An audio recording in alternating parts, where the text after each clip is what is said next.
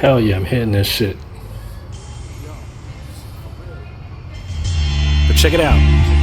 Yo, it's Mr. Beats, but I don't got the MPC with me. Just schematics of beat making track addict up on the MVD. Hit me, he's back at it, so I'll take a crack at it. Stab the beat like slabs of meat for those who had to sleep on me, like being beneath sheets on a craftmatic. I make sure it's manifested, man impressive. Since an adolescent, they want me to tone the lyricism down a tad bit effort. I spit with effort, an expert, making the text work. Better yet, call me a texpert. You'll get spurts of brilliance with this in the next verse. I play in the stay till the day I lay up in a stretch hearse and they bury me after people finish reciting excerpts of spit therapy. A provided service of a rising wordsmith, a volunteer spitting even if no dollars near. Me and schematics bringing new shit for y'all to hear. A new type of jewelry, the type that falls in ears. The Blues Brothers of the underground, schematics and Mr. Beats, guaranteed to hit you with different treats. Two brothers making tracks, plus of course I'll be spitting, hitting you with the sound most are all for forgetting.